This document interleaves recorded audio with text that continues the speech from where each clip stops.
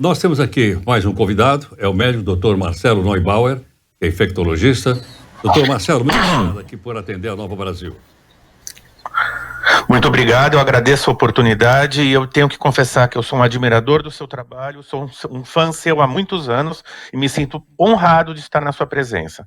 Muito obrigado em nome aqui de toda a equipe aqui que faz o jornal. Muito obrigado, doutor Marcelo. Doutor Marcelo, agora há pouquinho nós conversávamos aqui com o nosso repórter, Rafael Tebas, que é um carnavalesco, assim, daqueles a 100 por hora. E ele está na rua de São Paulo, etc, etc. E sabe como é que é? O carnaval, muito entusiasmo, muita alegria, muita descontração. E às vezes até as pessoas trocam beijos na boca. E aí o pessoal chega na quarta-feira de cinza e começa a ficar preocupado. Vamos falar com quem entende. Doutor Marcelo, pode transmitir doença um beijo na boca? Pode sim, mas eu diria que no momento do carnaval, o mais importante, vamos dizer assim, o que mais transmite doença não é nem o beijo, mas a aglomeração. Mas existem doenças sim que são transmitidas pelo beijo. Poderia dar um exemplo, doutor Marcelo? O herpes labial, ele pode ser transmitido pelo beijo se a pessoa estiver com aquelas lesões, aquelas vesículas ou aquelas feridinhas no canto da boca, ela pode transmitir isso para outra pessoa que seja suscetível e que não tenha que já não seja portador da doença. Outra que pode transmitir pelo beijo são algumas bactérias que são causadoras de cárie dentária. Então, algumas pessoas que são portadoras dessa bactéria, pelo beijo, pode passar essa bactéria para outras pessoas e aumenta o risco da pessoa mais tarde desenvolver uma cárie do dente. Agora, Heródoto, por incrível que pareça, a famosa doença do beijo, a mononucleose infecciosa, a maneira mais importante de transmissão não é o beijo. E qual é, doutor? Então, a mononucleose, sempre se acreditou que ela fosse uma doença transmitida pelo beijo, porque ela é muito comum em adolescentes. Então, se acreditava que a transmissão fosse pelo beijo. Sim, ela transmite pelo beijo, mas ela é uma doença de transmissão respiratória. A pessoa que é portadora do vírus, que chama-se vírus do Epstein-Barr, ele libera esse vírus no ar, ele pode contaminar copos, talheres, pode contaminar, e a pessoa, ou ao respirar esse vírus na atmosfera, ou ao utilizar esses fômites, que a gente chama, né, copo, talher, escova de dente, pode se contaminar. Caramba. E que doença provoca esse vírus? Olha, a mononucleose infecciosa. A mononucleose, ela é uma doença que se caracteriza na grande maioria das pessoas por não ter sintoma nenhum, principalmente nas crianças. As crianças costumam se contaminar muito cedo e não terem sintomas. Mas a partir da adolescência e na fase adulta, a pessoa vai ter um quadro súbito de febre e aparecimento de ínguas, de adenomegalias aqui na região do pescoço, na nuca, na axila, na virilha, mas esse quadro é autolimitado. Depois de alguns dias, esse quadro se resolve espontaneamente. Alguns pacientes, principalmente adultos, podem ter uma forma um pouco mais severa, com muita queda de estado geral.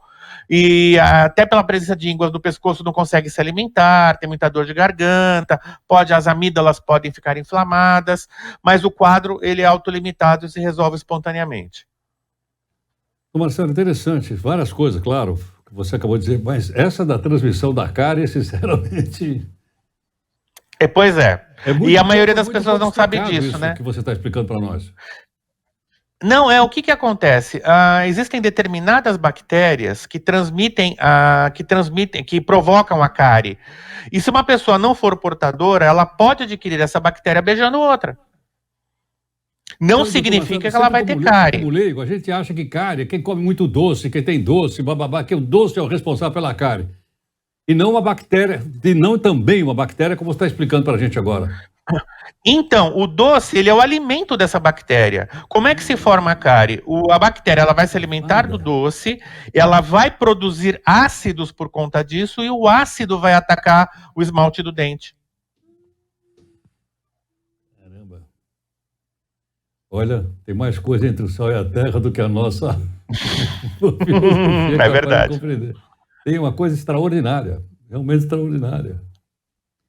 Agora, doutor Pois Marcelo, tem alguma coisa mais grave ou não? Ou está nesse nível, como você explicou, de uma febre, mas que se resolve depois, ou uma cárie que a gente, logicamente, vai ter que passar no dentista. Tem alguma coisa grave aí, por aí, alguma outra doença? Não, pelo beijo não existe esse risco. O que a gente sempre recomenda, e aí não é uma questão de carnaval, lógico, é a gente não beijar crianças muito pequenas, abaixo de 1 ano de idade.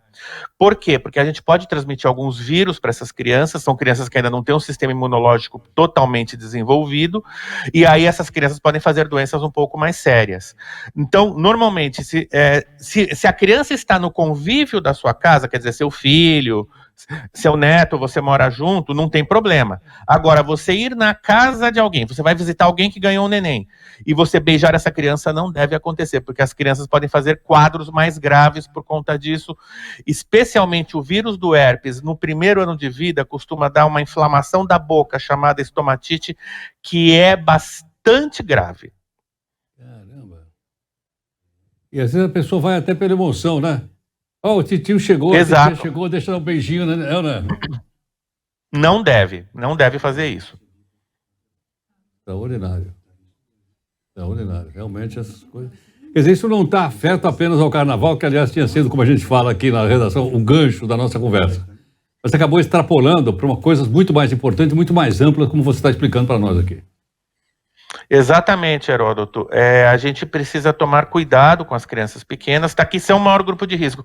Para os adultos, na verdade, essa troca de beijos ela não é tão significativa. Claro, também você não vai beijar uma boca que está toda doente. Você vê uma ferida no canto da boca que pode ser um herpes, você não deve beijar. Apesar do que a grande maioria das pessoas ela se contamina com o vírus do herpes na infância. Se você já se contaminou, você tem esse vírus latente no seu corpo, você não vai se contaminar de novo. Perfeitamente. Então, Marcelo, obrigado pela aula. Eu que agradeço a oportunidade.